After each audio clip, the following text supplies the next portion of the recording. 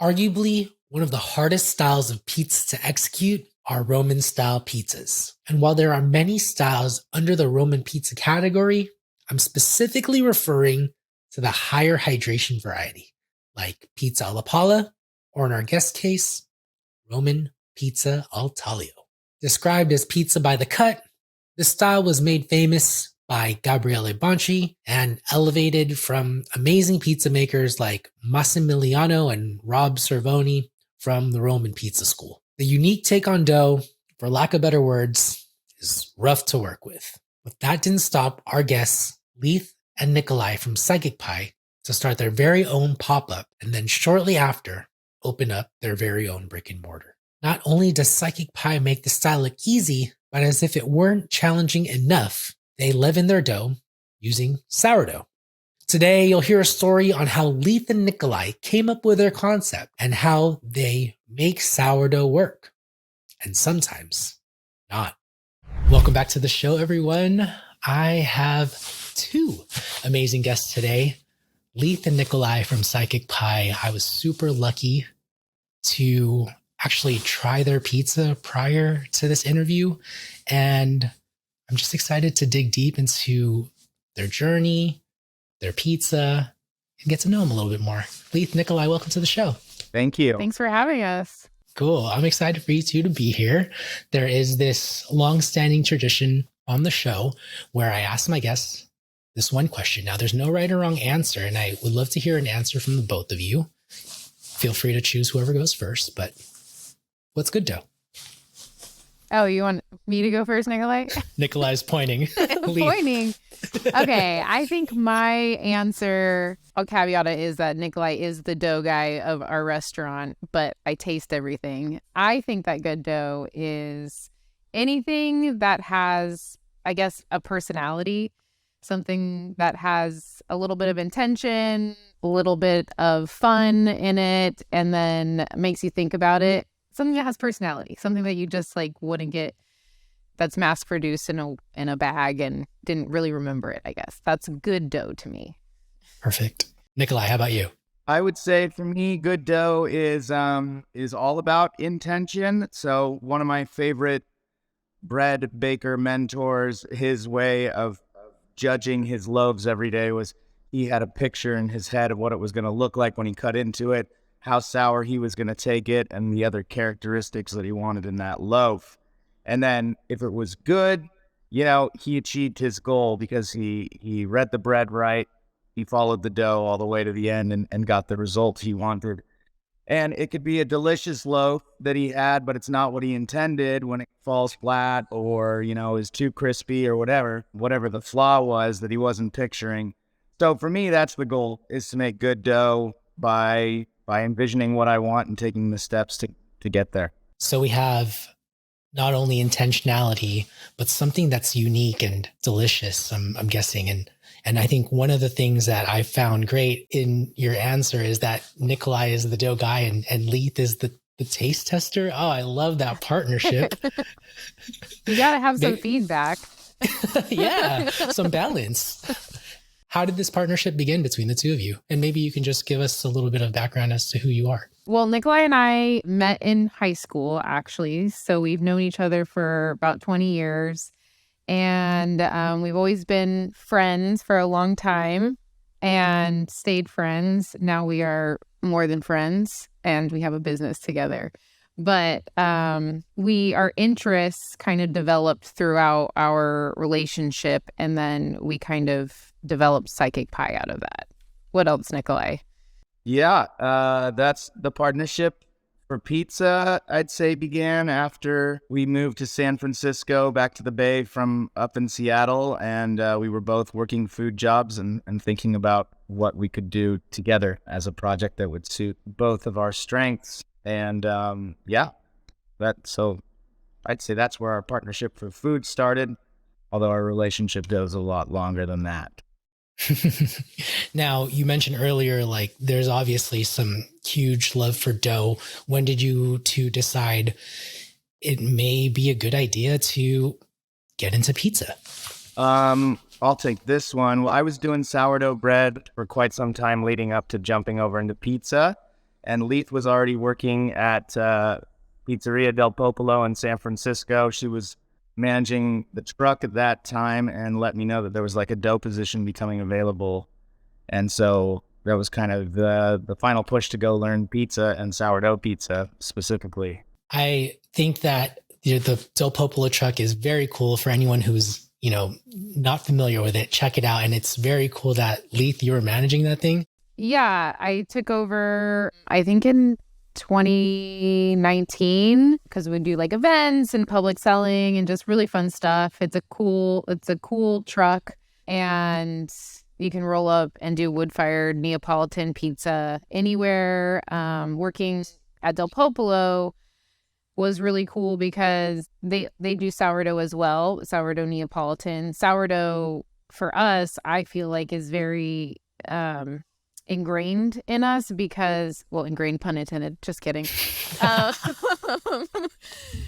Because of the Bay Area. Like, that's what San Francisco is known for, is sourdough. And then getting to just kind of learn and observe in that kind of environment. Del Popolo is amazing. They do focus on Neapolitan. A lot of their ingredients are Italian, but they still go to the farmers markets every week. They create fresh stuff, really fun stuff.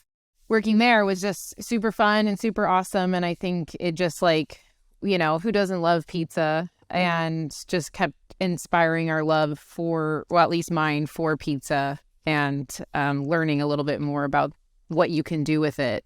And you can kind of do a lot of things with it. And then Nikolai really had the idea about, like, the Roman style of the sourdough pizza. Yeah. And so what I really love about Psychic Pie and what you all are doing over there is that you're doing sourdough Roman style pizza, which I feel like is a super rare Pokemon. Like, you don't see that out in the wild very often. And I mean, I think to begin with, you don't see many Taglio places. And to, level up or take it into a different direction, sourdough as well. Like, how did you all come to that style? So visiting Rome, pizza al taglio and pizza alla palla became favorites. And as a bread baker, they're a little more bready pizzas too. And then what really made me want to develop a Roman pizza was during the pandemic. Doing a pizza that's already made to be baked twice made it the perfect method of doing like a take and bake, very pandemic friendly delivery system for pizza. So that was kind of what Psychic Pie was born from. That's why we went the Roman route. I'm curious to know who had the idea and who pitched it to who. I came up with the idea and pitched it to Leith. But to be fair, I'm pitching like maybe 20 ideas per week to Leith. So she hears a lot of them. And she's just like, yeah, okay, cool. Al taglio pizza. We sell it take and bake style. And then we can do like a cart. Great. If you do it, I'm totally into it. Go for it. I was like, tell me a name. And then, she came up with the name and I registered the business and finally did one of the ideas. Leith, what was your reaction to this one? And out of the hundreds that maybe Nikolai proposed, and what made this stick? We both always wanted to do our own thing, but maybe a little bit later. But, when you have kids, you kind of reassess your life. By own thing, you mean like you two like go off on your own, not like Nikolai do one thing and Leith do the other, right? we wanted to do something together that was our like something that we were creating, and we had a lot of ideas we had talked about. But yeah, this one, I do hear a lot of ideas from Nikolai. I was excited about this because I hear a lot of ideas. I kind of have this thing where I'm like, okay, well, you have to show me you're serious about this one, basically. I'm like, if you do XYZ, then we can move forward on this. I think he has lots of great ideas and not great ideas too, but we have to wait. We can't do everything. So it's like we needed to test a concept. If there was a need, we needed to get some funding to do some stuff, and we kind of just started there. I'm actually surprised that people were into it in the pandemic, and I think actually the pandemic helped us in a lot of ways because people were looking for pop-ups and people were really supporting those alternative food scenes, which really we got kind of popular quickly, I think, because of that scenario, which is kind of interesting to me. Yeah, there's this one phrase that always is stuck in my mind, and it's ideas are like assholes. Everyone has them, and I think at the end of the day, it's really about like, sure, you have a cool idea, but execution matters. And it seems like Nikolai was like, let me do the paperwork, let me get the website going. But one thing that was very interesting to me, and the action that you took, was the model of your pop up. You did pizza delivery. Right? Yeah, that's how it started, is to make it very easy and convenient for people.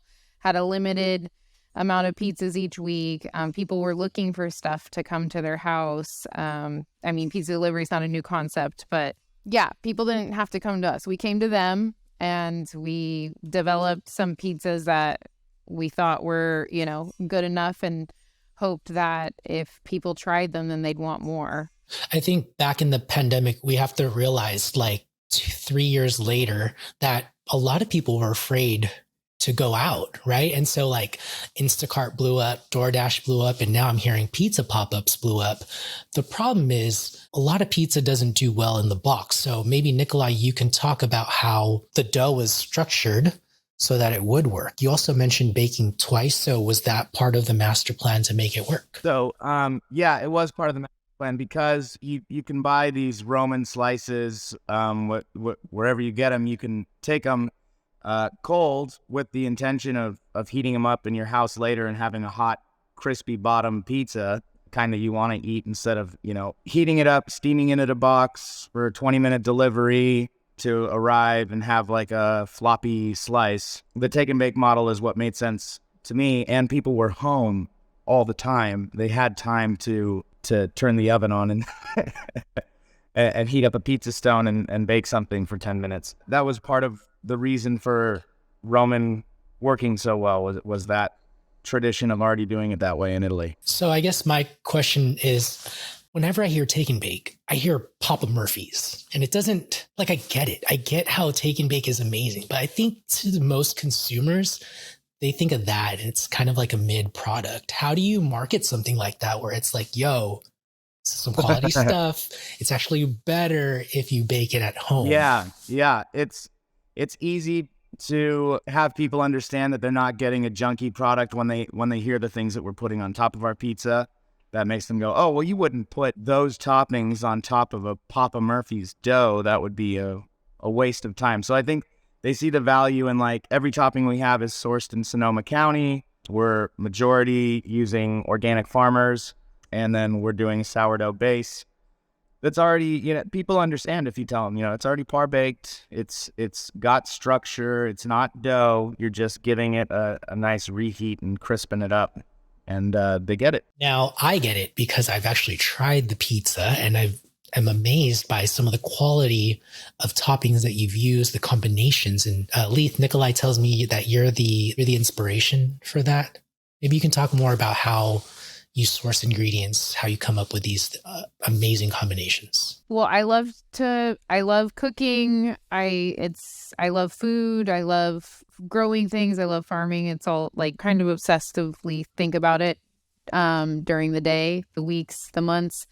It's very important to me, like sourcing from small farmers, 1, for the environment, 2, to support local community, 3, you usually just get way better quality. You can actually see what's coming to you and talk to the people who are growing the things. I grew up in the Central Valley, which is a big agriculture area. But a lot of the agriculture there is for mass production. They use a lot of pesticides. I've seen the landscape change for a long time. And so I think actually growing up in ag land, but in a place where people don't treat it always with respect, like kind of shaped my passion for seeking out like local and small farms. And so the menu items, because I do cook all the rest of the stuff in the restaurant, the pizzas are inspired by the produce that we get seasonally. I think it's really important for people to get comfortable eating seasonally, to go to a restaurant that's not just a fancy restaurant. Like, we are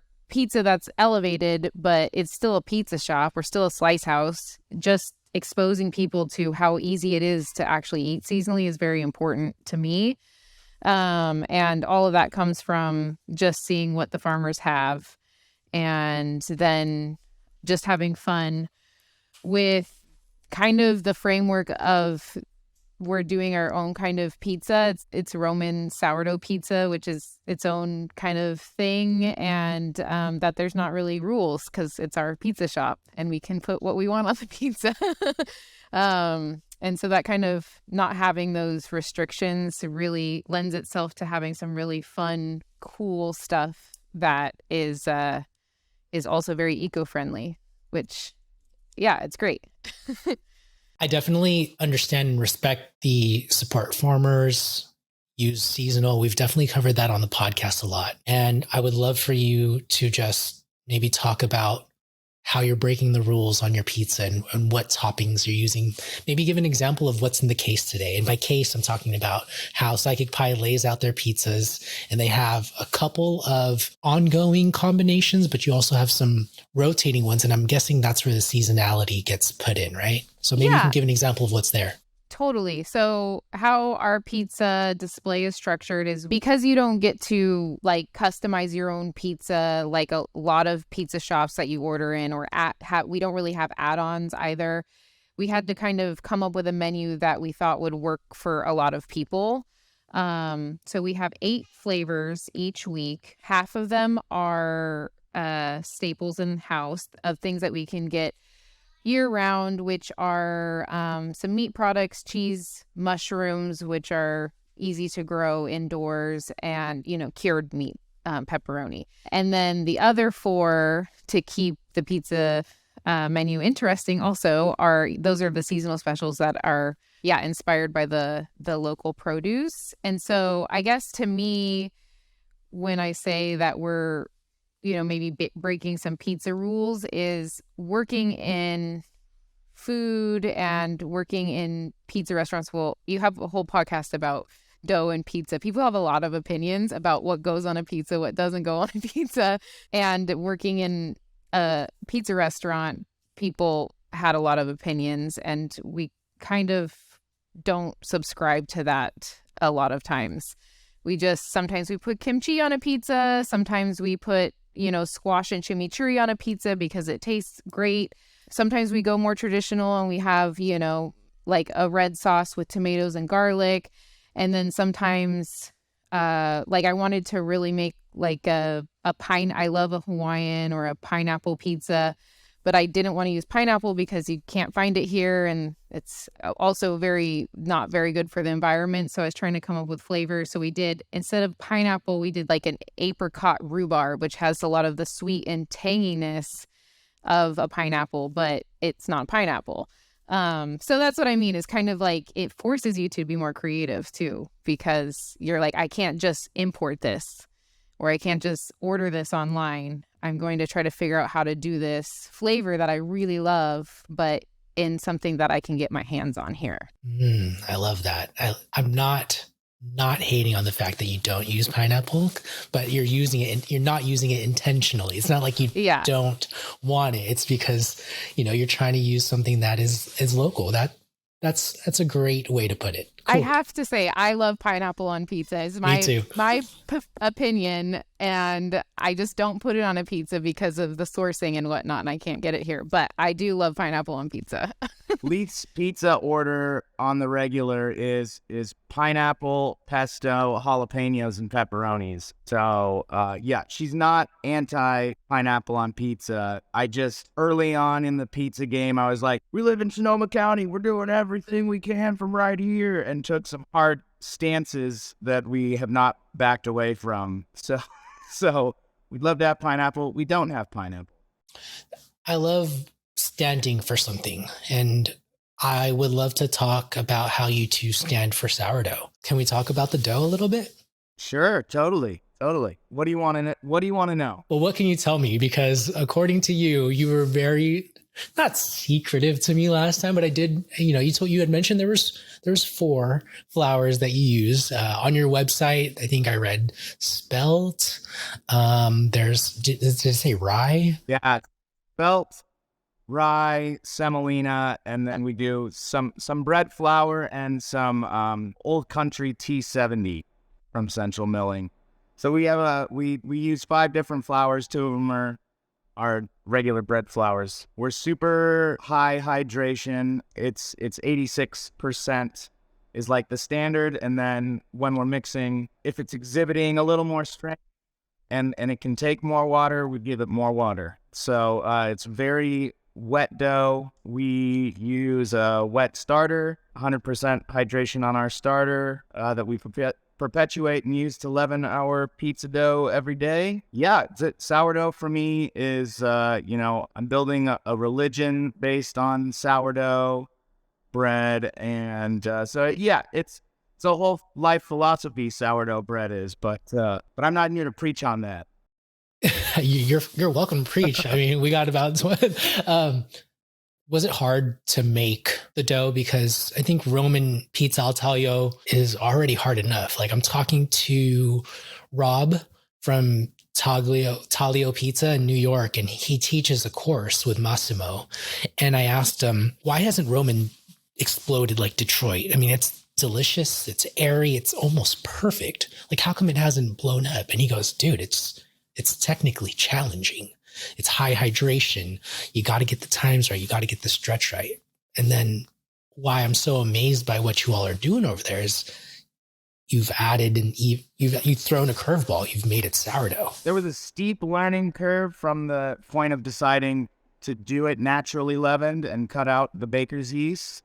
First it was like, okay, I can handle really wet dough, so let me try some Roman pizza. And it came out fine, using the baker's yeast.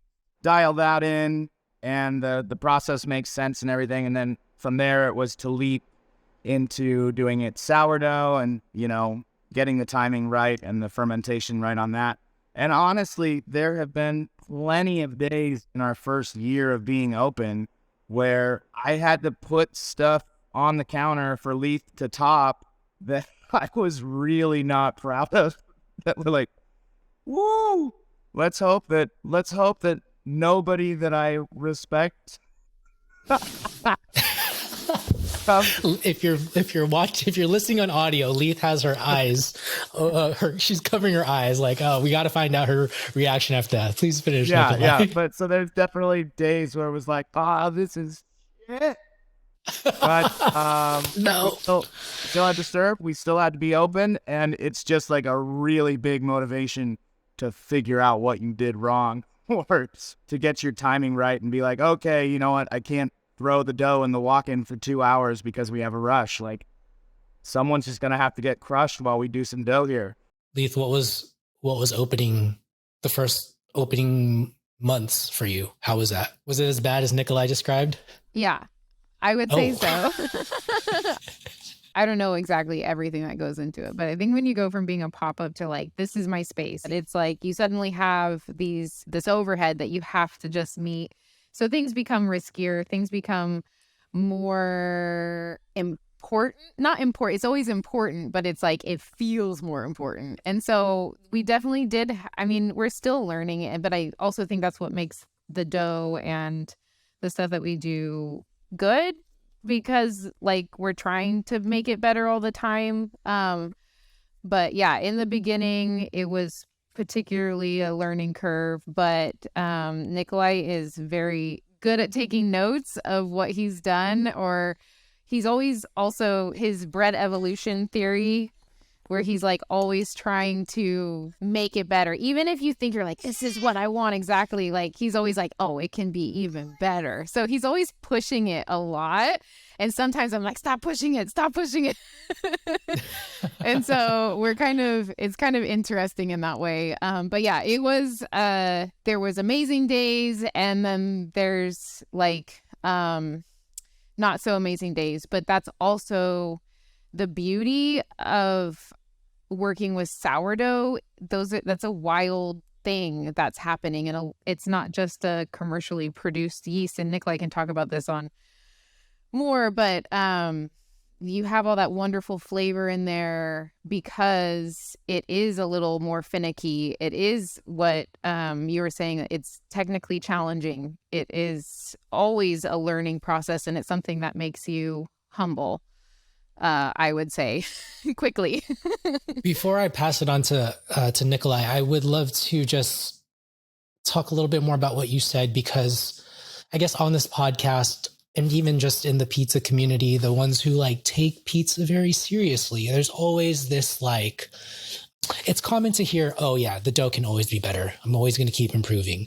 But you said like, no, we don't need to push it. Or like it was more of a suggestion, even though it seems like Nikolai won't listen. But I would love to hear like, what is the rationale in your mind? Because I think some people do want to hear like, hey, we got a good formulation. Let's leave it at that. Or is that what you're thinking? Not exactly. I think that like when you just leave it, like it kind of goes into what Nikolai was talking about, is that like he has this idea of what like the intention behind the dough. So he's trying to get it to this point. And sometimes that point evolves and shifts and changes and moves. And I think that when people stop trying to push it, it definitely can lead to something stagnant, although that works. But I think that's when I'm saying you don't need to push it so much, is that maybe we can take smaller steps to pushing it, or we are going down a little road that we didn't have to flip I don't know if I can curse on this, but we had to flip a U-turn and try to like, I'm like, let's get back to that direction kind of thing. That's what I mean. It's more of a reining in sometimes. Sorry, Nikolai, you're great at what you do. I think it's fair to say, sometimes we need those failures. I'd love to hear your response, Nikolai, and maybe talk more about why you continue to push. My point is that stagnancy just will give you no chance of being better, except for on accident. When you accidentally do something to the dough and you're like, oh, okay, it's different now, and this is how it's different. That's the only way you discover those differences. But if I'm like, hey, we've been doing fermentation with like a target of 80 degrees, like let's do 90 degrees this week and see what happens, or let's crank up our hydration by like 5%, or let's reduce how much dough we're putting in the pan and see if we get like if we can get something that's just as tall but a little bit even airier, or let's push the fermentation overnight without going in the walk-in. So those are the things that I like to do so that hopefully someday I have every possible solution to get up to the top of the mountain. To your bread evolution theory. Now, is it fair to ask, like, why don't you just do those, or do you do these tests when there's no service? Like, I can see how anxiety driving that could be, where like you're testing and it's like, oh crap, we actually have to serve this stuff and it's not rising the way I want. Yeah, I got a high risk tolerance and too much self-confidence, where like, I would bring my parents who were like, we love you no matter what. And like, that includes if you fuck the dough for a week. So I'm okay with it. The other reason is just like, you spend so much time on dough in the shop. Mixing 4 doughs to do a tester on the weekend does not produce the same results as mixing 32 doughs. And, that's just like a totally different fermentation, totally different amount of friction from the mix. So, yeah, we got to play a little fast and loose sometimes for the good of the bread or the bad of the bread. Can I say something? Please, I was going to. How do you feel about that? I think that how Nikolai responded really kind of illustrates like, it's not me saying don't do anything. It's more me trying to be like, let's not do this in these situations all the time. But also, we are, I feel like, discovering a lot of new nuances for us in working with the sourdough. And like in this space, like, we don't have control over the temperature when you do sourdough. Like you really have to pay attention to the environment and then your microenvironment of the front of the restaurant and the back of the restaurant. So it's just kind of, it's interesting. And like what Nikolai said is that, yeah, doing batches that big, like you have to do it in the same quantity in the same way you're going to be producing it. And it's not always feasible to be doing that like 7 days a week when, the other days that we're not in service, especially as like a new business and things cost a lot of money right now. So there's a lot of factors that go into some of these things. I support bread evolution and sometimes I get mad at it. I think it's totally fair. You made a great point. You both made great points. Like, I think the whole scaling thing makes a lot of sense. It's good to see that you kind of have each other's backs and know when to like have a discussion. It seems like slow down, go fast, slow down, go fast. And it works. So far. I think it worked early. Good. I noticed on your guys' hours, you guys are open Thursday through Sunday. My wife and I have been talking about this a lot. And since we're on the topic of schedules, I wanted to ask, how is that? My wife and I talk about this because we're consumers for the most part. And, when we go out to eat, we always need to be cognizant of like, we should call the restaurant to make sure they're open. And that's the thing the pandemic brought us. Can you two talk about the Thursday through Sunday schedule and maybe the good and the bad coming from the pandemic? I would say that the 4 days a week is something that we'll look to grow beyond eventually. But as we were starting, we were the only 2 full-time employees. We're still the only employees that do over 30 hours a week. Or I guess we have one other employee who's full-time now. But and we do, and it's not like 30 hours. We do like double that. Yeah.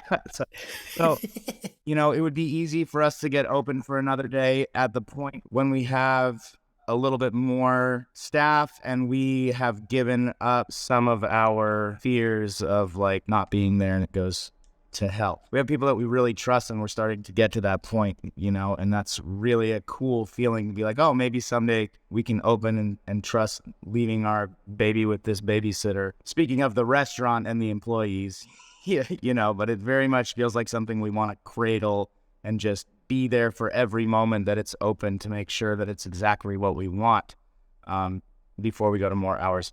So we're working a ton of hours to be open 4 days a week, and someday that'll flip. We'll be open more and we'll be there a little less. That's what I think. Anything to add, Leith? Yeah, I think that we developed that schedule because we thought we kind of did some crunching of numbers and was like, okay, what's the days we can be open and be there, like not the minimum, but like to be able to pay our bills. Basically, at this point we had a 6-month-old. We were trying to figure that out. Starting a small business in the pandemic, a food business, you don't have a lot of financial resources. It was kind of funny to do that. And then, so we were that's where we started. And like Nikolai said, we were like the only employees and really trying to be realistic with how many days we had to be there. So we're there for service for 4 days, but we're there, in the beginning, we were there 7 days a week. And now we've been trying to take at least one full day where we don't go in at all. I think that also what I noticed personally from a good thing in the trend from the pandemic is, like you said, you were saying that you had to call to see if the restaurant was open. Restaurants want to be open. They want to sell people food and serve people and whatnot. But I think a lot of people took a little bit of a reassessment. Maybe it was the pandemic, maybe some other climate, like social climate stuff about culture, restaurant culture, and like work yourself to death. And I saw a lot more restaurants taking a step back and be like, nope, we're closing for 2 weeks to give our staff time off after the holidays. And I saw that becoming more of a trend, and we decided like, oh, we're a small business. We're opening our own business. We can have an opinion on this. And what are we going to structure our stuff? And like, we're so, especially in America, sorry, I'm like going to go on a whole thing now, is that like we're used to being able to get what we want when we want it 24/7, 7 days a week. And that's just like, there's a lot of people behind that, and people don't always understand that even when you're a small business or a new business, that you're not Amazon, you're not Walmart, you're not McDonald's, that are these large conglomerates that have money and manpower behind them. So you do a lot of like thought exercises of what you have control over, what kind of environment you want to create. I think it was partially the pandemic like helped people reassess their life, their work-life balance, at least in this area. I'm a huge fan. I'm a huge fan of the Thursday through Sunday. I instantly think of my buddy Craig from Gracie's a Pizza, who intentionally works as little as he can, opening maybe 3 to 4 days a week. He designed his life so that he can live it outside of the restaurant. He also takes, I don't know, I want to call it hibernation in like December and January, and takes like a month off. And it's cool. I think it makes for a better restaurant in a sense, because when the people are there, they're there, right? They're rested. And, or at least the assumption is, unless, you know, your staff have 2 jobs. Yeah, I think it's dope, and I really support it. One thing that I, on that point too, is that always stuck with me from working with my old boss, John Darsky at Del Popolo, was that before this, I was in the academia path to go. And that's very also like work till you die kind of like mindset. Sounds terrible. Yeah, it was. I'm not there anymore. I was miserable. But John would say a lot frequently to people. He's very understanding. He's like, you have a life. You're a person. You're not just an employee. You're not just like a shift or whatnot. He was very cognizant of that, and that always stuck with me. And like something that we definitely try to keep in mind with our employees. We're a very small team. It's hard to like call out at this point just because we are small. Like Nikolai will figure it out. But, you know, but at the end of the day, we try to accommodate because you have a life, you're a person, and your life shouldn't be all here. Just on the whole idea of working like a healthy schedule, coming from a restaurant and bread routine where you would call in sick and you'd get hassled over the phone to like, really? Like, you really appreciate it if you could come in, to COVID just like being a complete reset and being like, whoa, wait, you have the sniffles? Like, please stay out for a week. So now I think we're in like a new generation of food work. And I think that, you know, having room for people to be sick and being fine with like, so we had someone call out around Christmas time because COVID, you know, made a resurgence. We were down on hands, and we just say to our line like, hey, somebody's called out sick, and it's going to take like 5 minutes longer to get your pizza. Thanks for being chill about this. That's just the way it is. We're a small team, and people are so much more understanding about it and have gotten way less demanding and considerate for the health and mental health of food service workers. So I think it's a fantastic change. I'm happy to be 4 days a week, and but I also see that you can go to 5 days a week and not still be like selling your soul to the restaurant necessarily. So it's a fine line. Fair enough. It sounds like there's intention to have balance, whether that's 4 or 5 days. It's all about the intention, right? Yeah. Awesome. I usually wrap the podcast with these 2 questions, and I would love to invite you 2 back in the future to talk more. This has been fun. I hope you all had a good time. Great time. Totally. Cool. I love your pizza, y'all. And for anyone listening, if you're in California, most people come to California and visit SF, make the drive. Make the freaking drive. You'll see Pizzeria, you'll see Acre, and you'll see Psychic Pike, and you'll be like, oh my God, this is California pizza, like without even touching San Francisco. You'll be good. So my question for you is, what is one mistake in pizza, business, or life that people should avoid? So I think a mistake to avoid in pizza and in business and in life is misestimating where you're at. Like, I'd say you need to know yourself, know what your capabilities are, really, really assess what you want to do in pizza, in business, in life, and take the time to develop yourself and be ready for whatever the next step is, and not force those next steps, but be ready to accept them when they come. So I'd say, knowing where you're at, where you are and where you want to be, and realizing how much time it can take to bridge that gap. Leith, how about you? Couple things. Thinking you know everything, which I think a lot of people in small business definitely don't feel that way. But working with that balance of I have to have some confidence to move forward, and also not let it make you make more mistakes. I would say not taking things too seriously, even though it is serious when you're talking about your new business and all this kinds of stuff. Those are serious things. You will have hard times regardless if you're working for someone else or if you're doing your own thing, doing pizza, doing academia, having a family, whatever. Having a little bit of fun with it will actually take you to some really cool spots, and being I don't have to just do this thing that I said I was going to do, or this was what my mindset and framework were. Having flexibility and not taking it too seriously will really, at the end of the day, let you enjoy the things you do accomplish and the fun things that do come out of all of these different experiences, I would say. It's just a great reminder to, especially don't take yourself seriously, even though you have this brick and mortar, even though you now have hard expenses, as Nikolai said, really just figure out where you're at. And then as Leith says, don't take yourself too seriously. Just trust in the process, work hard, trust in the process, and have fun. Right? Yeah. You said it best. I'm just summarizing what y'all said. Y'all said it best. What do you all want to leave with the audience today? The floor is yours. You can plug, you can spread a message, you can say 2023 rock on. What do y'all want to leave the audience with today? I know what I want to say, Nikolai. Try something new.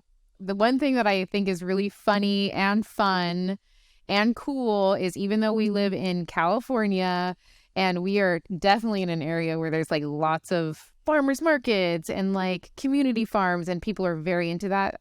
People have not heard of so many vegetables. And if you haven't heard of something, you should try it.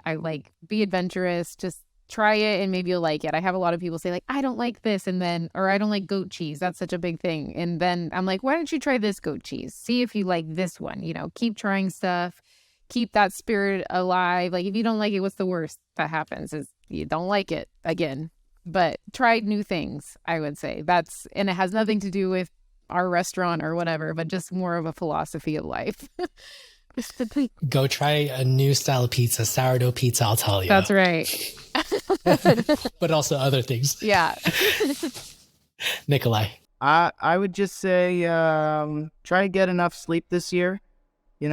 Take a nap. It's good to be well rested. Your physical health is the thing that you can't necessarily sacrifice and get back. So take care of yourself. Relax. That's the 2023 for me. And eat some pizza. It's good for the soul. Yeah. Beautiful, wholesome messages all around. Leith, Nikolai, thank you so much for being on. Appreciate it. Thanks for having us. You rule, Audra. This was really fun. Thank you to Leith and Nikolai for being great guests on the show. I don't want to oversell this, but seriously, if you're ever around the SF Bay Area, check them out. It is worth the drive. Santa Rosa is beautiful. The town they're in is beautiful. And the pizza is dope. So make sure to check them out on Instagram. Links to their socials are in the show notes. Mine will be there too, so follow me too. And please help do your part in helping me grow the show. You can do that by making sure you're subscribed to the show, make sure you've rated the show, and share this episode with a friend or share one of your favorites. I appreciate you. I love you. Till next time. Peace.